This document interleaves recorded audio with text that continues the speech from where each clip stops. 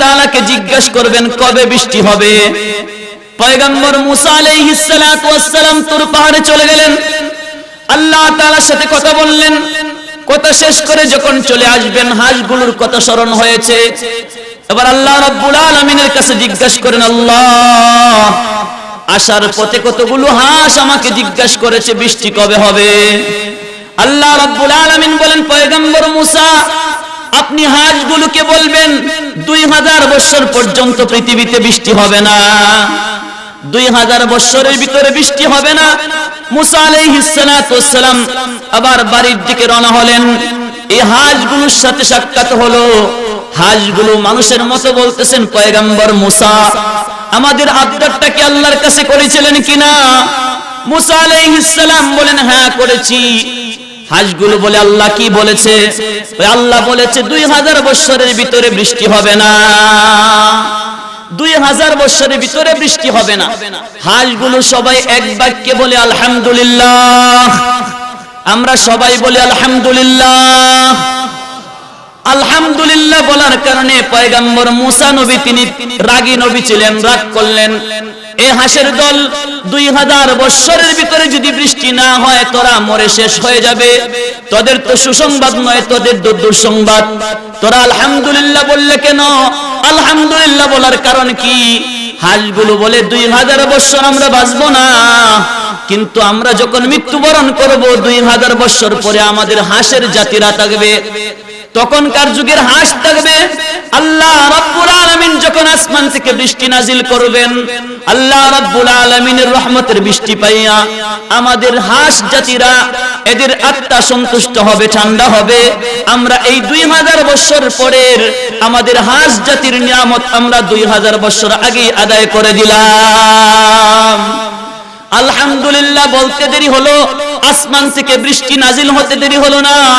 পয়গম্বর মুসা তার উপাধি ছিল কালিমুল্লাহ, আল্লাহর সাথে কথা বলনেওয়ালা।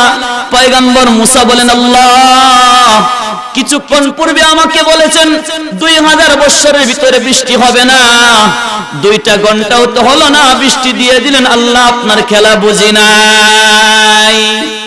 আল্লাহ রাব্বুল আলামিন বলেন, হাঁসগুলোকে যখন বলেছো 2000 বছরের ভিতরে বৃষ্টি হবে না, হাঁসগুলো তারপরেও 2000 বছর পরে যখন বৃষ্টি হবে, এই হাঁসের জাতিরা তারা এই নিয়ামত পাইয়া এই নিয়ামতের জন্য তাদের আত্মা ঠান্ডা হবে।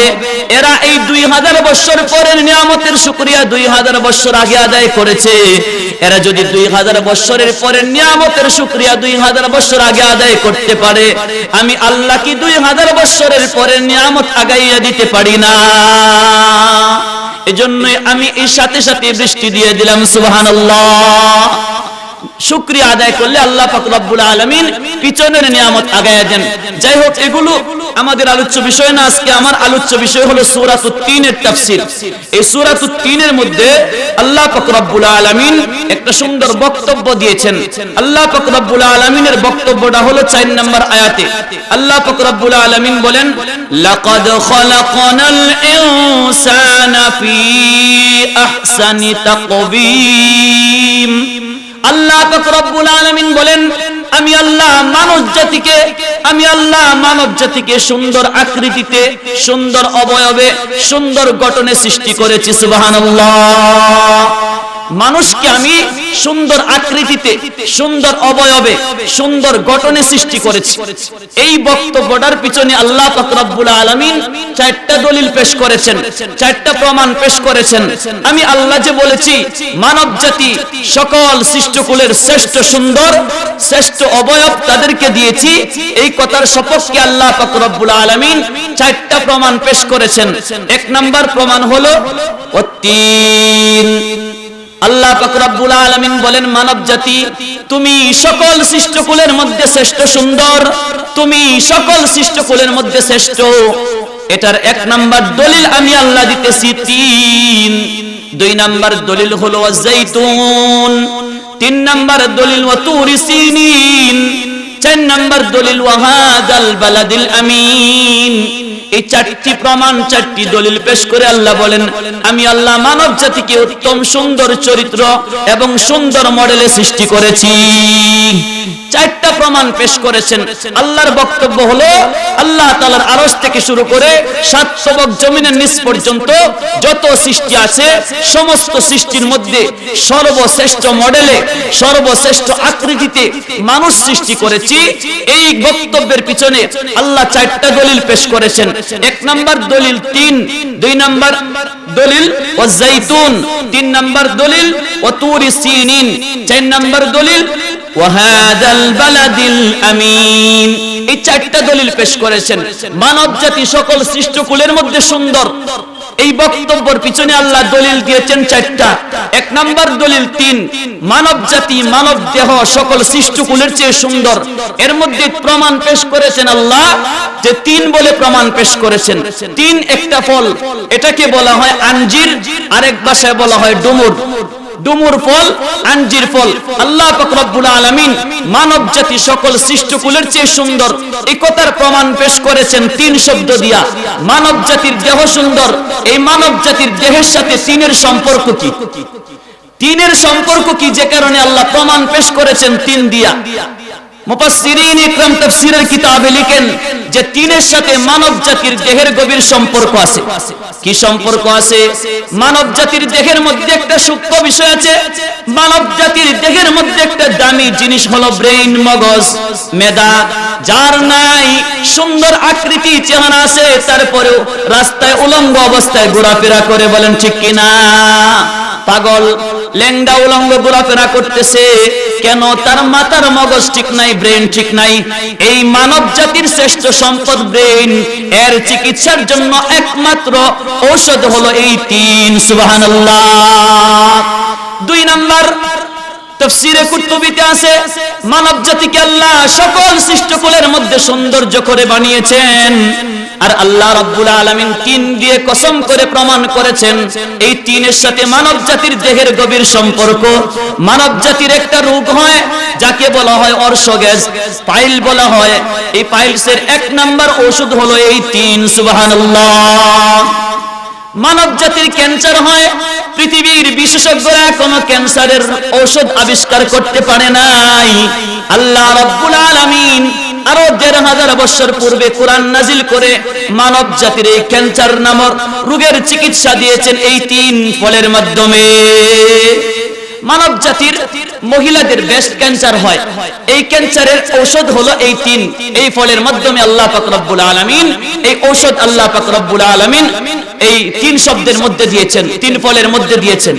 মানব জাতির আরো অসুস্থ হয় ডায়াবেটিস, এটার ওষুধ খুঁজে পাওয়া যায় না। আল্লাহ পাক রব্বুল আলামিন বলেন, বান্দা এই 3 শব্দ এটা যদি তুমি নিয়ে গবেষণা করো, 3 একটা ফলের নাম, এই ফলের মধ্যে তোমার ডায়াবেটিস নামক রোগের ঔষধ রয়েছে।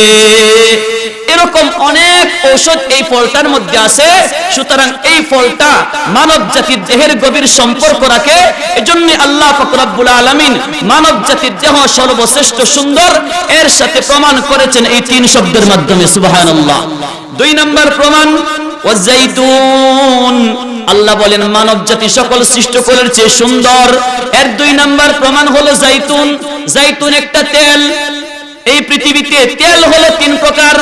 এক প্রকার তেল হলো শুধু জ্বালানোর কাজে ব্যবহার হয়, কেরোসিন, অকটেন, পেট্রোল শুধু জ্বালানোর কাজে ব্যবহার হয়, খাবারের কাজে ব্যবহার হয় না, গায়ে মাখা যায় না। প্যারাশুট তেল আছে, শুধু গায়ে মাখা যায়, খাবার খাওয়া যায় না। সয়াবিন শুধু রান্না করা যায়, খাবারের কাজে ব্যবহার হয়, গায়ে মাখা যায় না।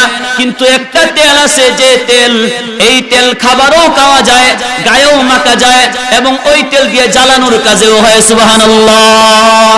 এই তেল 3টাই হয়। তেলের মধ্যে সর্বশ্রেষ্ঠ তেল হলো জাইতুন তেল। তাফসীরের কিতাবে আছে, যে ব্যক্তি এই জাইতুন তেল ব্যবহার করে তাকে কোনোদিন জিনে আসর করবে না। সুবহানাল্লাহ। এই জাইতুন তেলের সাথে মানব দেহের কি সম্পর্ক? তাফসীরের কিতাবে আছে, যে ব্যক্তি জাইতুন তেল নিয়মিত ব্যবহার করবে তার স্কিন সুন্দর হবে, তার দেহের ত্বক সুন্দর হবে, এবং এই তার দেহের মধ্যে লাবণ্যময় ফিরে আসবে, তার দেহের মধ্যে কোনোদিন বুড়া হওয়ার ছাপ আসবে না।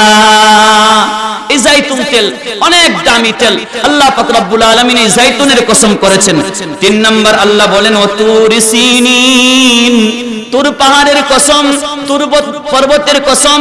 এই তুর পাহাড় হলো আল্লাহ পাক রব্বুল আলামিন হযরত মুসা আলাইহিস সালাতু ওয়াস সালামকে তাওরাত কিতাব নাজিল করেছিলেন ওই পর্বতের মধ্যে।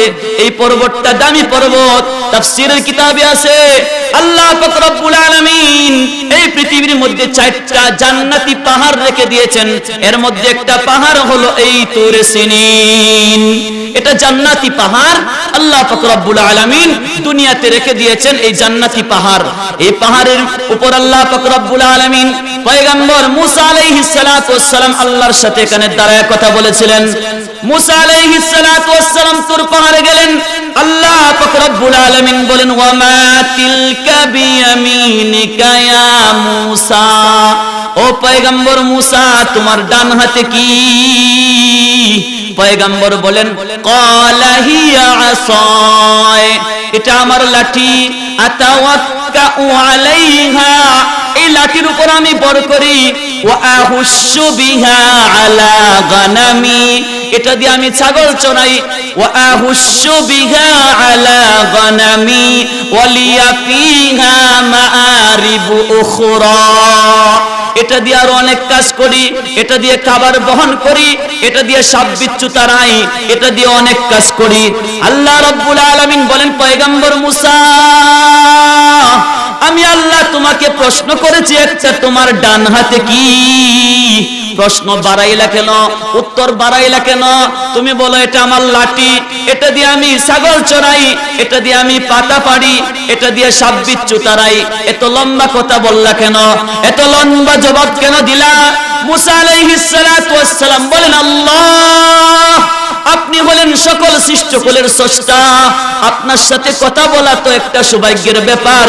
আমি নবী সাধারণ মানুষ হইয়া আপনার সাথে কথা বলার সুযোগ পেয়েছি। আমার মনে বড় আশা আপনার সাথে কথাটা একটু লম্বা করতে, এজন্যই লম্বা করেছি। আল্লাহ পাক রব্বুল আলামিন বলেন আলকিহা, ও পয়গম্বর মুসা তোমার লাঠিটা জমিনে ছেড়ে দাও, নিক্ষেপ করে দাও। ফাআলকাহা ফাইদা হিয়া হাইয়াতুন তাসআ, লাঠিটা জমিনে ছেড়ে দিলেন, এই লাঠিটা সাপে পরিণত হলো।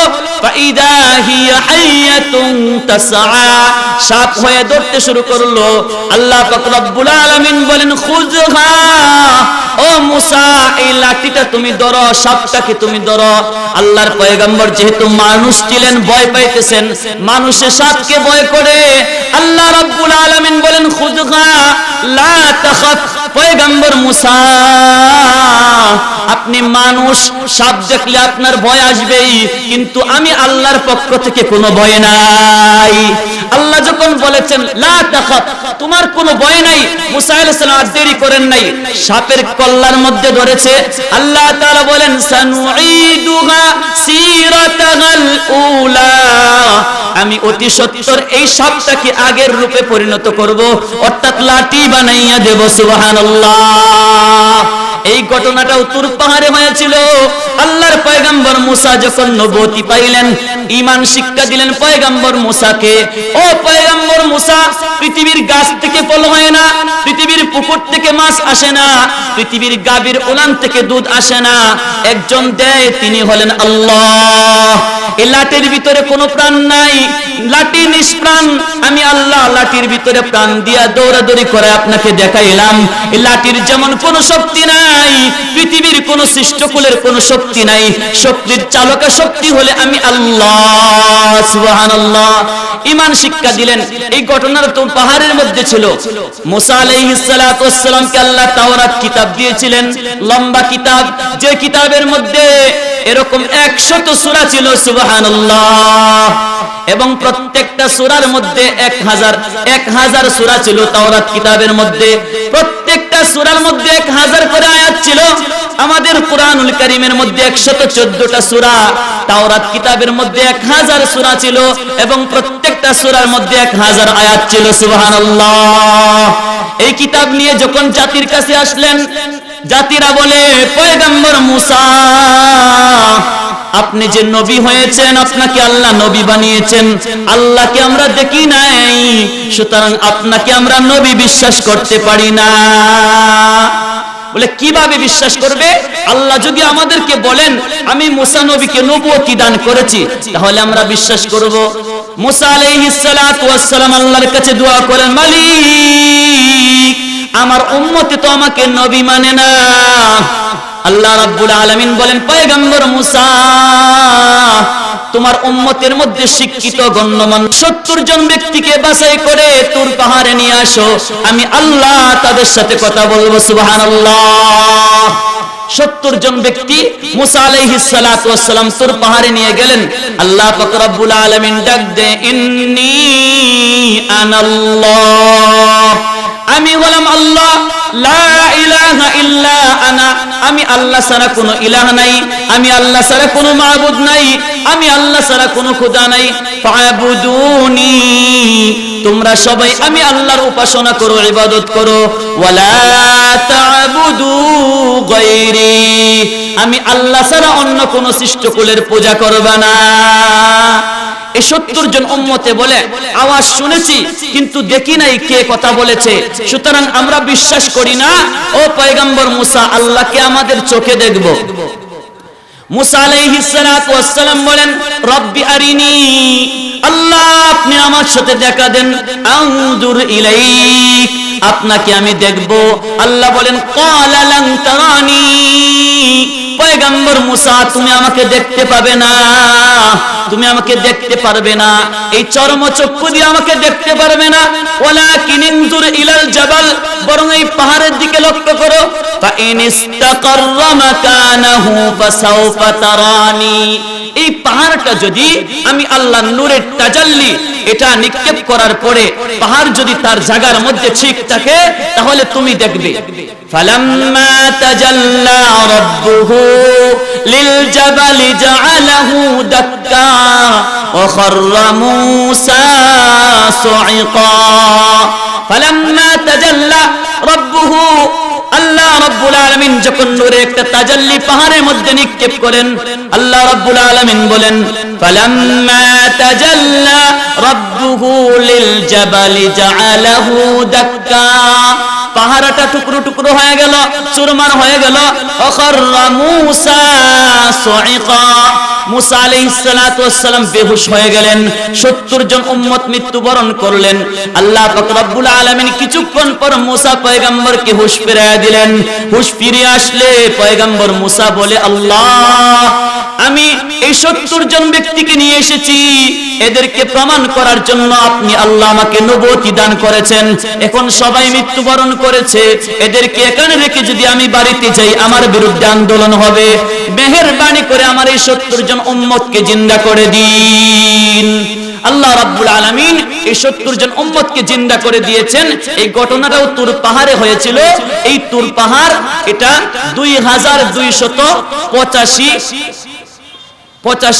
কিলো উঁচু, এত লম্বা এই পাহাড়। এই পাহাড়ের মধ্যে আল্লাহ পাক রব্বুল আলামিন তাওরাত কিতাব নাজিল করেছেন, মুসা আলাইহিস সালাতু ওয়াস সালামের সাথে কথা বলেছেন। এই পাহাড়ের কসম আল্লাহ পাক রব্বুল আলামিন করেন। এরপর 4 নাম্বার হলো ওয়াহাদাল বালাদিল আমিন, আল্লাহ পাক রব্বুল আলামিন বলেন, নিরাপদ নগরীর কসম। নিরাপদ নগরী কোন নগরী? নিরাপদ শহর কোন শহর? পয়গম্বর ইব্রাহিম আলাইহিস সালাতু ওয়াস সালাম বাইতুল্লাহ শরীফ নির্মাণ করলেন। তার সন্তান ইসমাঈল আলাইহিস সালাতু ওয়াস সালামকে নিয়ে বাইতুল্লাহ শরীফ নির্মাণ করার পরে দোয়া করে বলেছিলেন, ওয়া ইয ক্বালা ইব্রাহিম রব্বি জাআল হাযাল বালাদা আমিনা। আরেক আয়াতে আল্লাহ বলেন, ওয়া ইয ক্বালা ইব্রাহিম রব্বি জাআল হাযা বালাদান আমিনা। হাযাল বালাদা আমিনা, হাযা বালাদান আমিনা। আল্লাহ এই শহরটাকে আপনি নিরাপদ শহর বানাইয়া দেন। মুসা আলাইহিস সালাতু ওয়াস সালামের দোয়া কবুল করে আল্লাহ রাব্বুল আলামিন বলেন, ওয়া মান দাখালাহু কানা আমিনা। আমার পয়গম্বর দোয়া করেছে, আমি আল্লাহ তার দোয়া কবুল করে এই শহরকে নিরাপদ শহর বানিয়ে দিয়েছি। সুবহানাল্লাহ। এই শহরটা নিরাপদ শহর। এই শহরের মধ্যে কোন চোর যদি প্রবেশ করে তাকে হত্যা করা যাবে না, ডাকাত প্রবেশ করলেও হত্যা করা যাবে না, একটা পিপিলিকা প্রবেশ করলেও হত্যা করা যাবে না, মাছি প্রবেশ করলেও হত্যা করা যাবে না। আমি আল্লাহ এই শহরকে আমার পয়গম্বর ইব্রাহিমের দোয়া কবুল করে নিরাপদ বানিয়ে দিয়েছি। আল্লাহ বলেন ওয়াহাদাল বালাদিল আমিন, এই নিরাপদ নগরীর কসম। এবার কসম করে আল্লাহ রাব্বুল আলামিন বলেন লাকাদ খালাকনাল ইনসানা ফি আহসানি তাকবীম। ও মানব জাতি শুনো, আমি আল্লাহ তোমাকে সকল সৃষ্টকুলের মধ্যে সুন্দর আকৃতি সুন্দর গঠনে তোমাকে সৃষ্টি করেছি। সুবহানাল্লাহ। মানব জাতিকে আল্লাহ পাক রব্বুল আলামিন সুন্দর আকৃতিতে সৃষ্টি করেছেন। তাকবীমের দুইটা ব্যাখ্যা। এক নাম্বার ব্যাখ্যা হলো মানব জাতিকে সকল সৃষ্টকুলের মধ্যে সুন্দর করেছেন। দুই নাম্বার ব্যাখ্যা হলো মানব জাতিকে সকল সৃষ্টকুলের মধ্যে দামি বানিয়েছেন। সুবহানাল্লাহ। সকল সৃষ্টকুলের মধ্যে সুন্দর কিভাবে বানাইলেন? সুন্দর হলো 6 প্রকার। বলেন কয় প্রকার? 6 প্রকার সুন্দর। এক নাম্বার তাফসীরের কিতাবের মধ্যে আছে সৌন্দর্যের এক নাম্বার হলো লাতাফাত, 2 নাম্বার সৌন্দর্যের নাম হলো মালাহাত, 3 নাম্বার সৌন্দর্যের নাম হলো দিয়া, 4 নাম্বার সৌন্দর্যের নাম হলো নূর, 5 নাম্বার সৌন্দর্যের নাম হলো জুলমাত, 6 নাম্বার সৌন্দর্যের নাম হলো রিক্কাত দিক্কাত। প্রথম নাম্বার সৌন্দর্য লাতাফাত। আল্লাহ লাতাফাত নামক সৌন্দর্য দিয়ে জান্নাত সৃষ্টি করেছেন। সুবহানাল্লাহ। 2 নাম্বার সৌন্দর্য দিয়া মালাহাত সৃষ্টি, এই মালাহাত দিয়ে আল্লাহ জান্নাতের হুর সৃষ্টি করেছেন। 3 নাম্বার সৌন্দর্য দিয়া আল্লাহ সূর্য সৃষ্টি করেছেন। 4 নাম্বার সৌন্দর্য দিয়ে আল্লাহ সূর্য সৃষ্টি চন্দ্র সৃষ্টি করেছেন। 5 নাম্বার সৌন্দর্য দিয়ে আল্লাহ রাতের আধার সৃষ্টি করেছেন। 6 নাম্বার সৌন্দর্য দিয়ে আল্লাহ